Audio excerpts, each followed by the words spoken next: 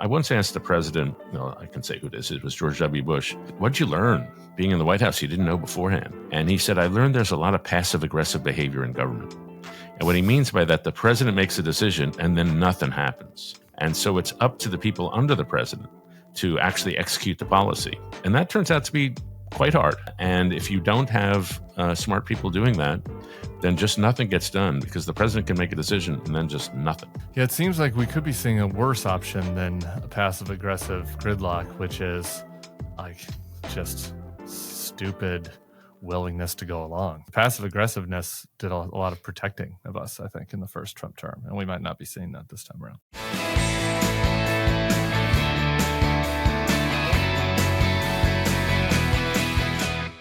All right, and we are back. I'm delighted to be here with a contributing writer at The Atlantic, a columnist for The New York Times, and a commentator on PBS NewsHour. He wrote the cover story of the December issue of The Atlantic, How the Ivy League Broke America.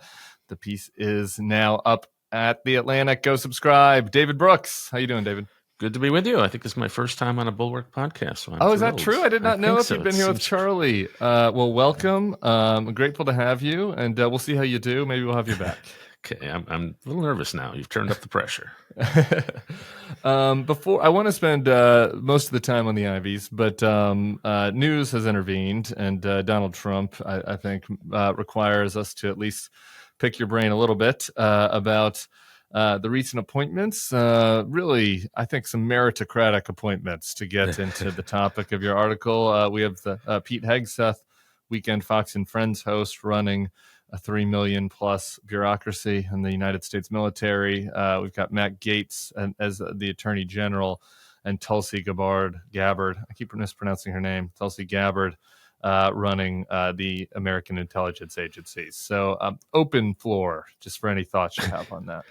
Yeah, I'm very curious. I've been curious about what the Trump administration will be like.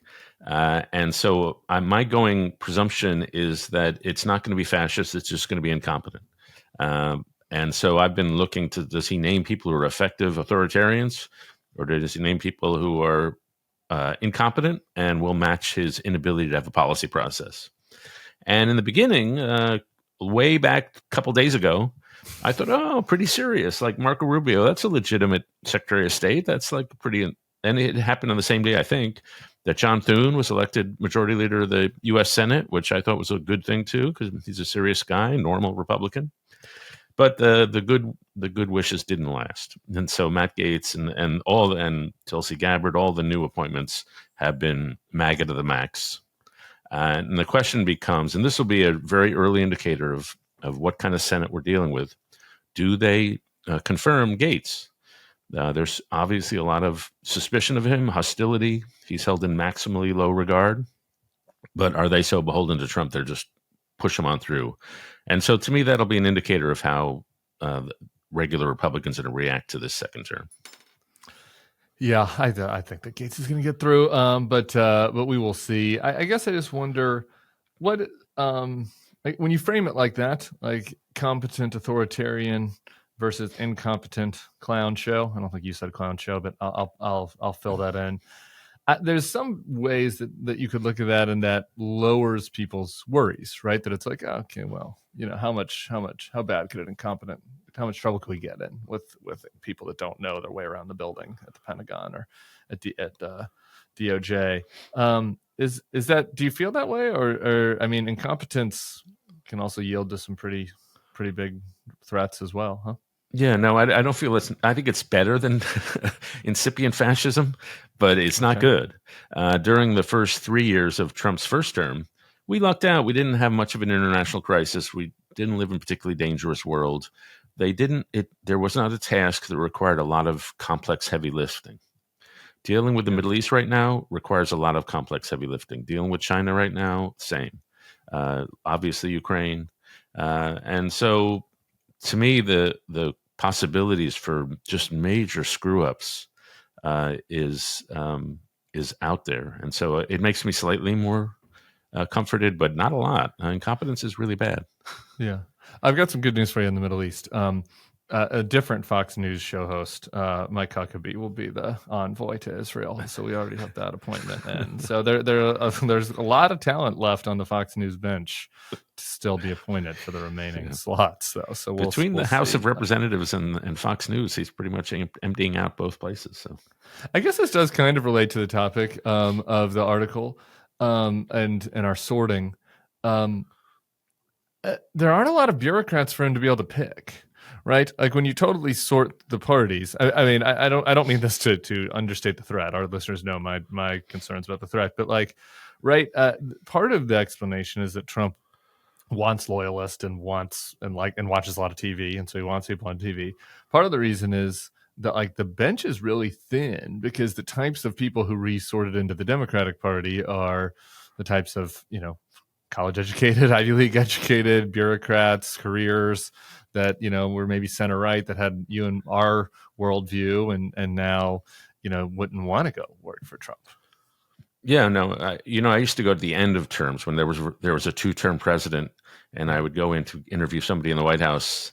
I'd look around the halls, and I think they're down to this. Like by the end of terms, pre administrations have tended to exhausted the top tier talent, and so they're down to the B players and the C players. But Trump never had access to the Republican A or B talent, right. And so their world is filled with conservatives who are really good at their job, really thoughtful, really good at weighing evidence, and they work at places like the American Enterprise Institute or the Cato Institute or the Hudson Institute or the Hoover Institution. But those people are not in Trump administrations.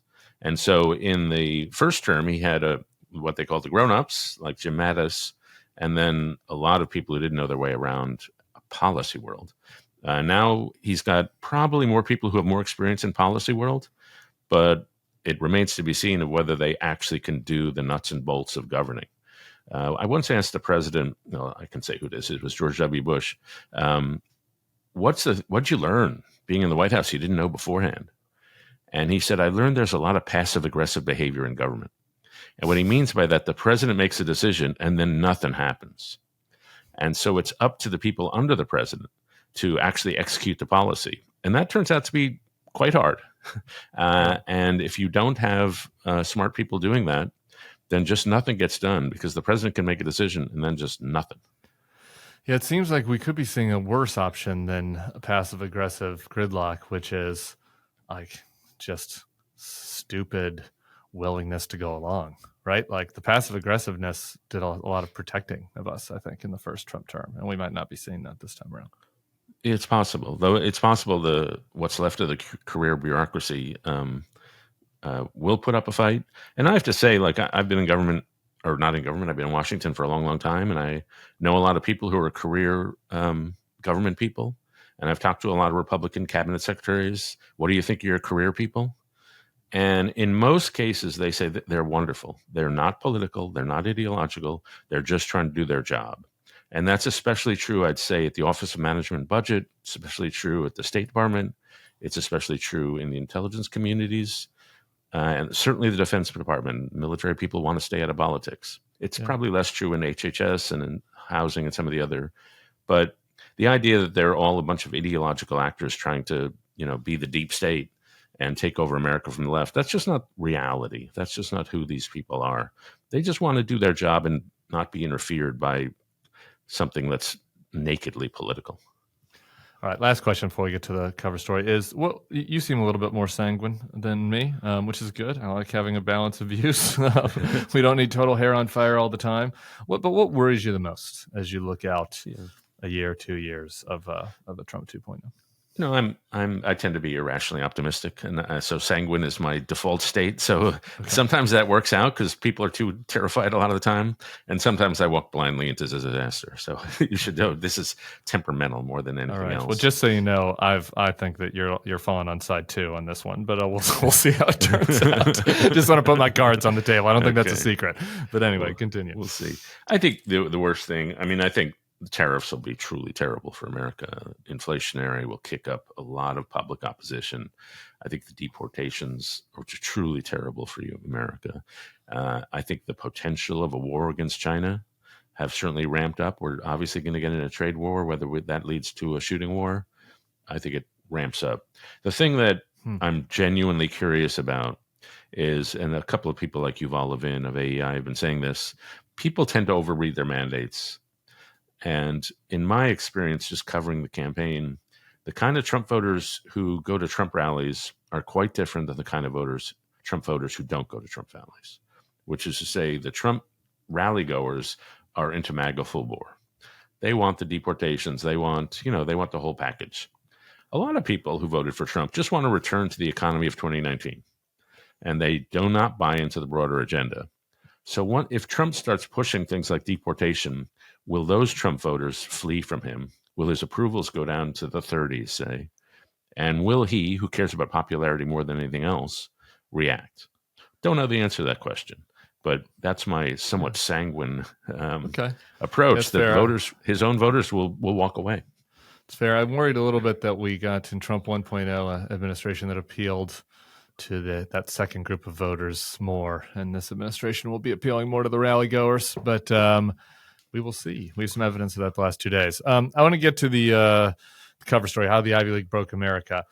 I guess I have I sort of summed it up myself as the two main areas where I think that the Ivy League has failed us that you cover. But before we get into kind of breaking it down like that, why don't you give us like the Reader's Digest version of a very extensive case that you're making against the Ivy League?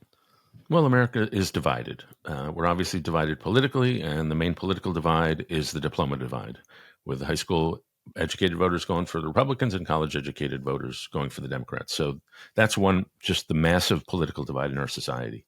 So how did that come about? But it's not only a political divide, it's a social and moral divide. And so high school educated voters die 9 years sooner than college educated voters. They're 10 times more likely to die of opioid addictions. They're much more likely to be obese. They're much more likely to divorce. They're much more likely to have kids out of wedlock. And they're much more likely to have no friends. So the average 24% of people with a high school degree say they have no close friends compared to 10% with a college degree. And so we've created a caste society, and that society is changing. And our politics, that caste society, is changing just our lives. And so how did that come about? Well, it was created. It was created by people who had the best of intentions, but decided it would be a good idea to segregate the smartest people in America and concentrate them in a few elite universities. And so this happened in the 1950s, and it changed childhood. Now people with college-educated parents, they practice a kind of manic childhood where they have to prepare and train to get into these elite universities. It changed elementary schools. And so schools do less recess art so they can do more standardized testing. So it changed all of society, and it created this vast social chasm. And the problem is that intelligence is not that important. It's important, sure, but it's not the way we should be segregating society. It's not a good definition of human ability. What matters is, are you curious? Do you have drive? Are you good at teams? And so the basic point of the argument, we've created a social chasm down the middle of our society based on stupid criteria. And we need to change the criteria so we're less divided and not a caste society. I'm extremely hostile to the elite universities and so sympathetic to your argument and the ways they failed. I guess it's that last point, though, that I'm not. I mean, I'd love to blame Harvard for everything, but I guess I'm not sure that the chicken and the egg on the creating of the increased division here falls on the higher ed universities. I mean, isn't it true that that kind of technology and globalization made this sort of inevitable, that we are going to have a divide between, people that could succeed more in the type of information economy that we have now versus types of people that could have succeeded in industrial style economies? Well, look at who succeeds. People with super high IQs do a bit better than people with normal or median IQs, but not a lot better. And there's pretty low correlation between how smart you are and how good you are at working at teams, or how kind you are.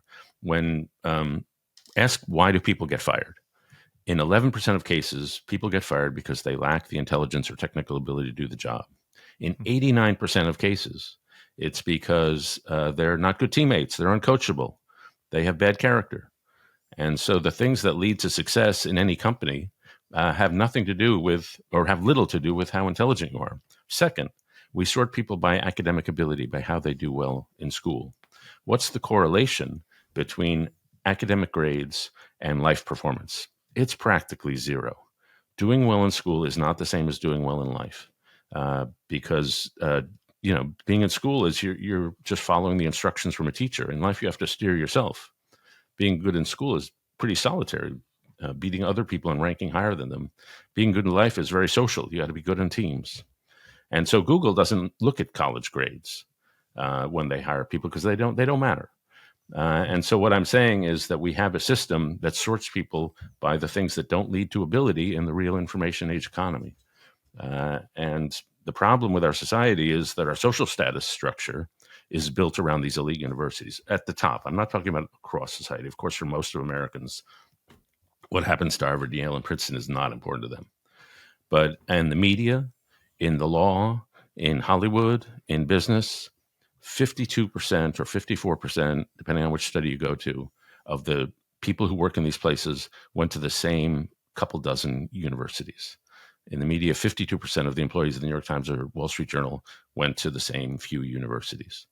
And so we've created this opportunity structure where our leadership positions of our society are dominated quite unfairly by people who were sorted at age 18 according to certain criteria. So it's not a necessary function of the information age. It's a necessary function of the sorting system we set up. So what are some alternative sorting systems? Well, first, the history of the meritocracy is the history of different definitions of the word merit. So in the 1930s, our social ideal was the well-bred man. And so to get into Harvard, you didn't have to study hard. In fact, if you studied hard, you were a social outcast at Harvard. But you had to be white. You had to be. It helped if your family came over on the Mayflower or the boat after that. It helped if your dad went to Harvard. And so they had a social ideal, the well-bred man. And so if you want to think about Franklin Roosevelt, he sort of personifies that. There's no way Franklin Roosevelt could get into Harvard today because he was not a great student. But he had a first-class temperament, as Oliver Wendell Holmes said. Yeah. Then that was replaced by the cognitive elite, doing well in scores. So if I was given the keys to the meritocracy, and I would say, how should we sort people? And a different way to ask, what is the true definition of ability? To me, the true definition of ability includes intelligence, but it also includes how motivated are you? How curious are you? How good are you at social intelligence? How good are you at teams? What's the ruling passion of your soul? Do you try hard? Are you calm in a crisis? And so to me, what matters is what they call the non-cognitive traits.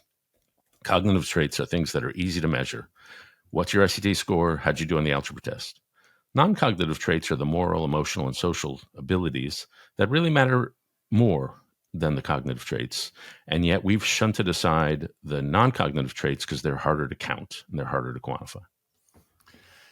Yeah, so I'm with you on, I think that would be a smart thing for the elite colleges to do, to start looking at different ways to measure. Obviously you have to have some kind of rubric. You're not going to just randomly pick people via lottery. I guess, I don't know, maybe some people think that would be preferable. But I don't know that gets to the underlying divide, like as to what is causing the underlying divide, because I like listening, look at those traits. How motivated are you? Do you try hard? How much do you care about this sort of stuff? How much do you want to work together? To me, like that system would end up having the same fault lines that we currently do. Like the types of people that are upset about the meritocracy, working class people that have gotten left behind by society, jealous elites that don't feel like they're culturally ascendant. They're still going to be on the outside looking in of a system that ranks highly on those non-cognitive skills. Like all those non-cognitive skills you just listed out, to me sound like Pete Buttigieg. They don't sound like Pete Hegseth. And I don't even mean this in a judgment sense. Generic MAGA person who's upset about society, I think is also going to be behind in the non-cognitive traits, right? Yeah. No, I don't think so. First, we created a system based on, we decided we need a standardized system. where we could measure everybody across according to one criteria, and they would be helpfully organized on a bell curve. And Mhm. intelligence met that ability. And so if you measure all of society according to one trait that's standardized along a bell curve, you're going to get a top 5%. And you skim those, and those are your students. But in my view, the ability to try hard, first of all, it's way more in your control than your IQ. Second, the ability to be curious, the ability to be kind to people. In my experience, that's a more democratically distributed set of traits. And if we had those traits, we wouldn't measure everybody by one criteria. We'd have multiple criterias, and we'd have a thing called opportunity pluralism. And opportunity pluralism is the belief that we shouldn't just have one mountaintop in society. We should have a lot of mountaintops. All the colleges shouldn't be basically slightly less selective versions of Harvard, Yale, and Princeton. We should have a lot of different kinds of colleges doing a lot of different things. And the world I'm describing is not something I just made up. It's something that's already existing in nascent form all across America. So, for example, and there are schools across the country called project-based learning schools. And a lot of schools who are not do some project-based learning. And in some of those schools, there's no report cards, there's no class periods. Students work in groups, and they're assigned a big challenge. So I saw a movie once called about High Tech High in San Diego. And the students there had to analyze why civilizations decline. And then as a group, they had to build this vast wooden gizmo that would illustrate all the different factors that go into civilizational decline with gears and levers.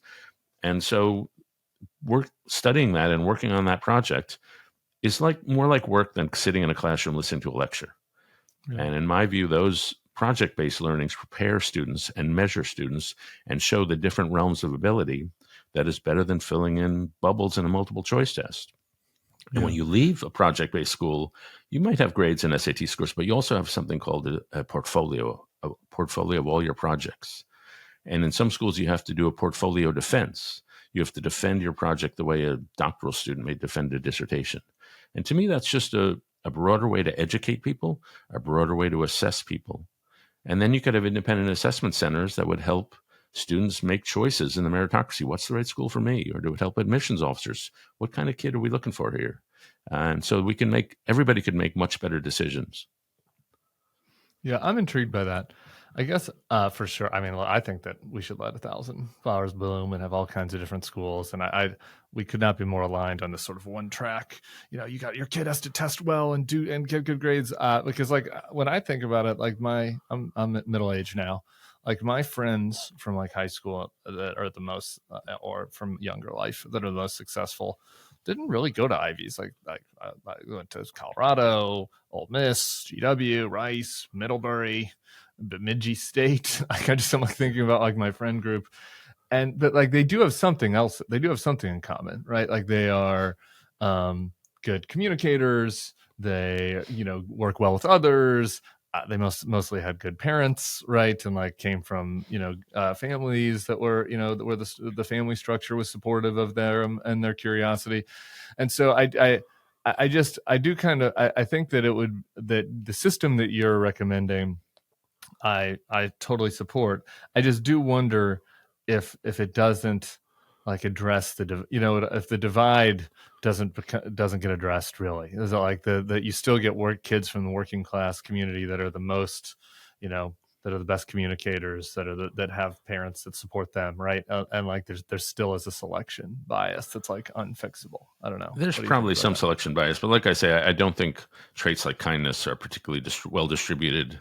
I think they're pretty widely distributed. If anything, if you look at some of the Mhm. studies of who's a good worker, students who went to the Ivy League perform slightly worse than other students on how good a teammate are you.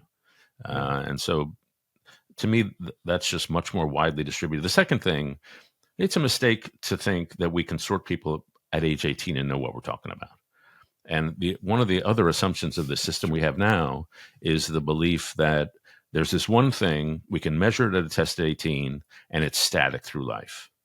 And that may be true of intelligence. It's not true of most other traits. Let's take curiosity. Kids asked zillions of questions when they're 3. Like if you're around a 3-year-old, they're asking literally hundreds of questions an hour. You get them the same person at age 5 or at 5th grade, they're asking maybe one question an hour. School squeezes curiosity out of them.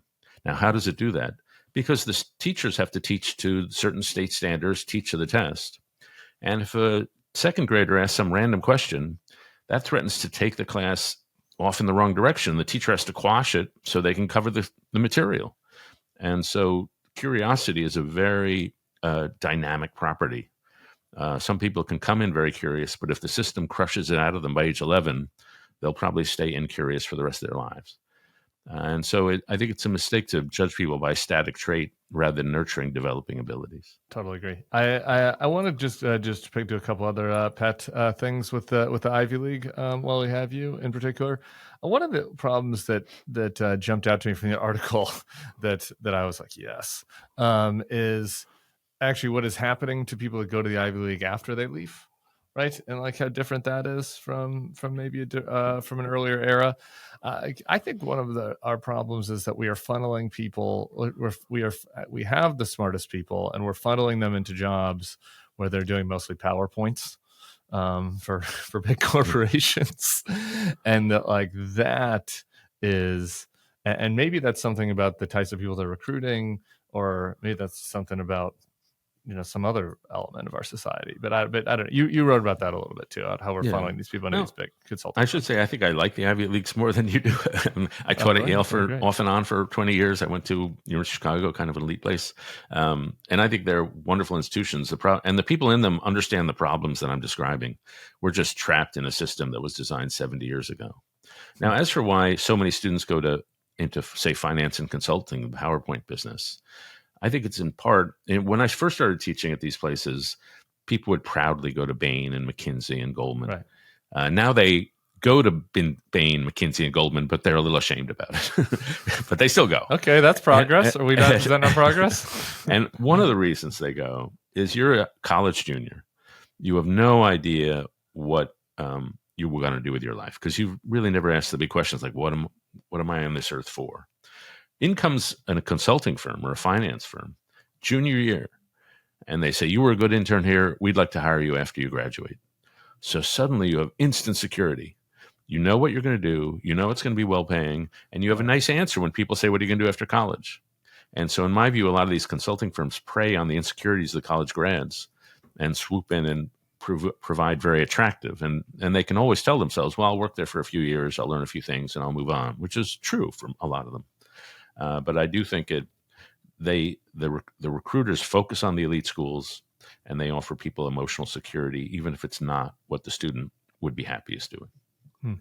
What do you think about the Scott Galloway solution to this, which is that the existing elite colleges should be accepting like 10x more people, and that they're hoarding their endowments, and that we have a lot more qualified people for elite schools than we did 70 years ago, and that would then allow you to have a more diverse type of recruitment class, both from like different types of traits as well as all not just racial diversity, but economic diversity and skill set diversity and all that. What do you think about that?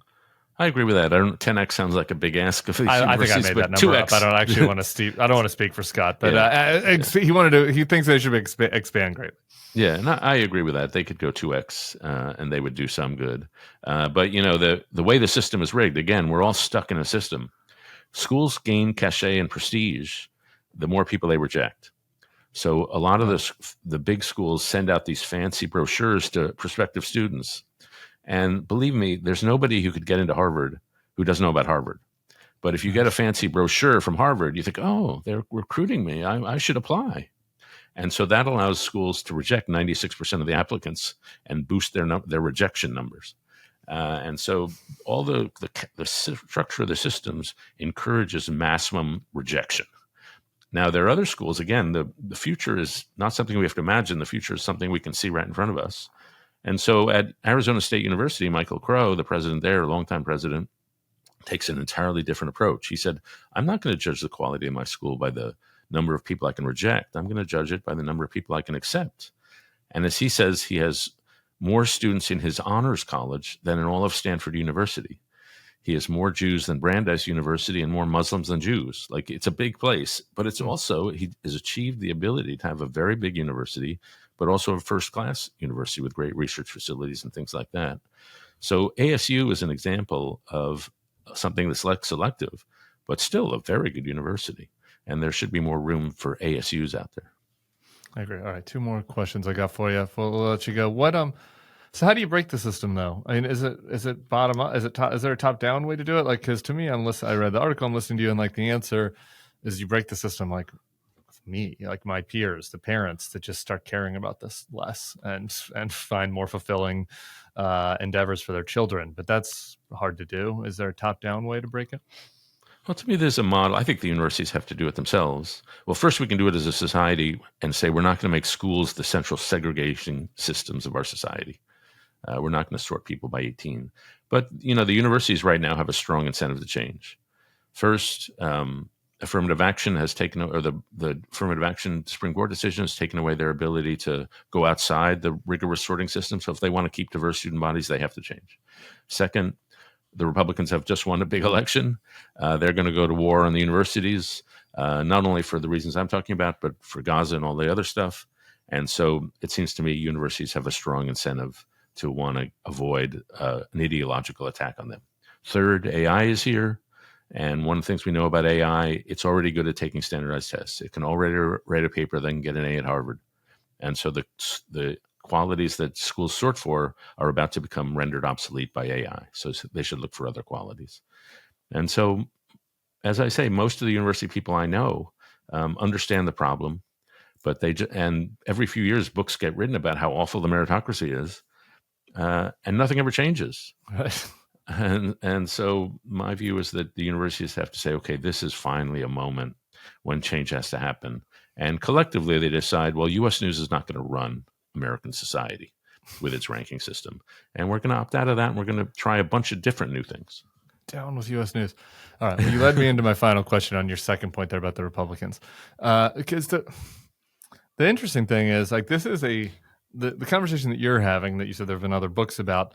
It's almost like an intra small L liberal, right? Like not a liberal in the progressive sense, but and kind of an intra upper middle class elite, mostly people that voted for Kamala, probably conversation about how to best reorient the meritocratic society.